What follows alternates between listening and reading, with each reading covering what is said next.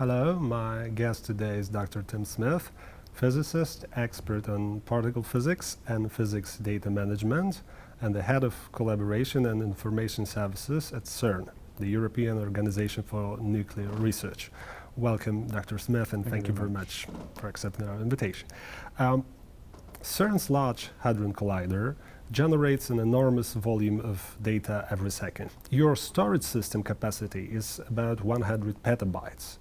How do you handle with all that LHC data? What is the workflow behind it? So in fact, the amount of data that we store is a small fraction of the amount of data that we generate in the collider itself. Because the collisions of our particles that counter-rotate and then collide at each of the experimental areas happen 40 million times per second, and each detector itself comprises something like 150 million sensors. So if you multiply those two numbers up, then you get petabytes per second of data flows out of the detectors around the collision point. And there's just no way that we could store or analyze that data. So in fact, the data processing workflow starts right at the side of the detector, where we have dedicated silicon that we've programmed ourselves to actually do the filtering process to bring the rate of data flowing out from the petabyte per second down to terabytes per second. We then pass it into a pipeline which are commercially available PCs, which are not far from the detectors, but they're actually in a proper computer controlled area, computer center. And thousands of processors then process the data real time and reduce the data by selecting the interesting events, reduce the data flow from the terabytes per second down to gigabytes per second. And it's that we actually transport over optical fiber to the computer center in CERN and record. So there's a whole workflow that's gone on, and our analyses have to take account of the algorithms by which we are selecting at both of those, the triggering and the filtering stages. When dealing with big data, we realize the challenge is not only the storage itself, but also the proliferation of data as a result of reuse, for example. As well as obsolescence of media on which these data is kept. What is CERN's strategy for the long-term data preservation? So we've been running experiments with digital readouts for quite some time, and in the early years we allowed each experiment to take the data on whatever medium they wanted, and then in the computer center we had an example of the reader for each of these storage media to make sure that we could continually read the data from the experiments. But over time this became harder and harder to keep each of these different technologies alive. So we've now gone into a strategy whereby we copy the data from where it was, on whatever media it was recorded, onto the latest technology. We have massive storage robots, tape robots, in which we copy all the data, and we have a plan of migrating it each 3 to 5 years to the latest tape technology, always keeping in the same storage enclosure, the same robots, so at least we have a good capital investment there and recovery of the costs over 30 years, hopefully. But the media themselves are changed regularly to make sure that we profit from the increased capacity that industry is capable of providing for each of these media. So this means that we actually have to continually be reading the data back out of the data stores and copying it onto the latest technologies. Because the way that we do the physics analysis is actually from the disks, the disk caches. But the disk caches are not big enough to store all of the data. So we write it onto the permanent storage media, the tapes, and then we populate the caches with the data that's being read and analyzed by the physicists at the moment. So we're forever updating the caches from tapes, but not necessarily reading all of the tapes. So what we've found now actually is that we have to, as a background process, be reading the tapes continuously to exercise the data, because we've found that the phenomena of bit rot happens, unfortunately, if you don't actually look, you don't see until the moment it becomes critical, that the data is no longer accessible. And there are 101 reasons why your data may not be there, even if you've successfully stored it, and you have checksums to check when it comes back that it's the same. It may not be have been successfully stored there. So we actually have the migration programs, and we have the data exercise programs to make sure that what we're putting there, bit by bit, is available later. But again, that's not sufficient, because of course you need format transformations as well, and all sorts of higher level operations on the data, which is a whole other problem. So CERN not only generates huge amounts of data, but makes these data open. And to allow reusability, you need not only to open the data, but to make them retrievable and searchable and meaningful. What do you do at CERN to make these data useful? So in fact, the Open Data Portal that we put out recently was a collaboration, a very strong collaboration between the library with all of the metadata experts and the IT department with the technical experts. So this joining together has been addressing exactly the point that you made, which is we needed the expertise to understand what we had to put into the data to make it discoverable later, to work out how we describe it so that it can be more usable and interoperable between the systems that store the information, not necessarily the data itself.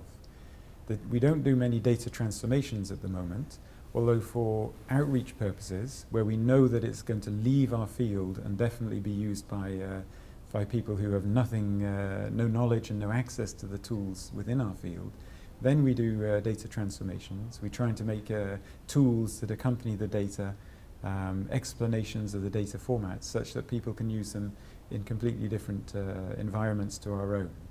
For our own data, because it's so massive, and we've written the data formats specifically for optimized analyses within our own field, we tend to leave them in those formats and then supply the software that we have used to analyze to make that openly available so other people can use either the software alone or virtual machines containing the software to access our data. And then if they want to extend it, then they extend basically the code that we have supplied rather than writing their own from scratch, which anyway would be quite unfeasible considering the enormity of the enterprise. So I would like to ask you now about the reuse of data that CERN produces outside physics. Reportedly, there are many spin-offs in medicine, for example, that use the data you generated. And do you track this reuse in disciplines that are different to physics? Do you expect broad interdisciplinary reuse of CERN data? So in fact, no. We would always love people to find new uses, but because it's frontier research, the prime motive for taking the data is to understand the universe. The information is stored and saved for that purpose, and it's hard to imagine that it could be used into a completely alien environment of normal life without something that we're not thinking of at the moment, basically. So some other insight, I think, is unlikely. So what we expect more is that that people will find other uses for training their algorithms, for understanding the techniques that we've used and applying those techniques elsewhere. So it's more as an education ground, a training ground, just having data of that volume available to move it around, to test things on. So that's what we expect more than actually someone getting some insight in their daily lives from the data itself. As for repositories, CERN is running Zenodo, and it was built in collaboration with OpenAir project. What's your assessment of the project? Is it working efficiently? Is there anything you would like to improve? So the Zenodo was started as quite a small-scale idea to support the EC Commission's pilots, the open access pilot to start with, and then the open data pilot, as a sort of catch-all to make sure that they could put a policy up to ask people to comply with, knowing that there is somewhere that they could comply if they didn't have somewhere else at an institute to deposit things or a subject repository. So it was a small-scale thing as a catch-all. But once we'd put it up there, we saw the enthusiasm of people to use services that were actually usable, that they started to ask us for more and more features.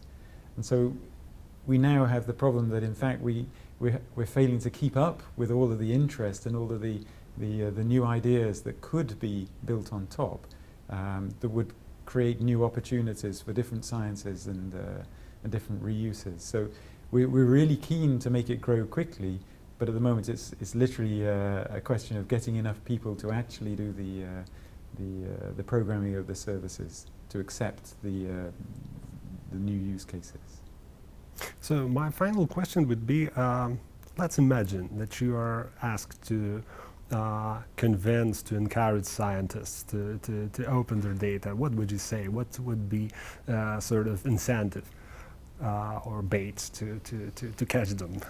I think the message is about the scientific process. I think this is the driving force that will be appreciated by most of the scientists.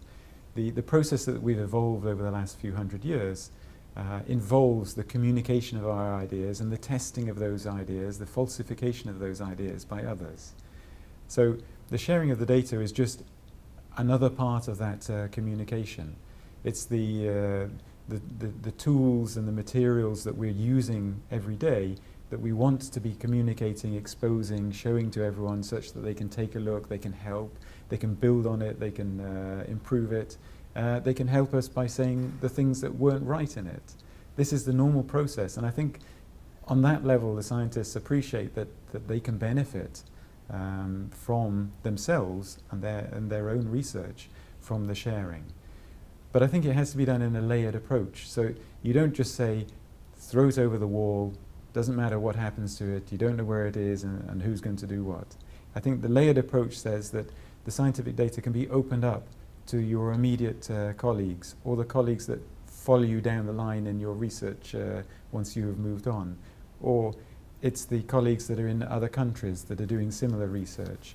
And each of these levels of opening up makes them more and more comfortable, they see the benefits, and then finally, perhaps only when the publication happens might they be comfortable with opening the data up further. So I think the message that it will help them is the most powerful message that we'll get through. Dr. Smith, thank you very much for your time and for this interesting talk. You're welcome.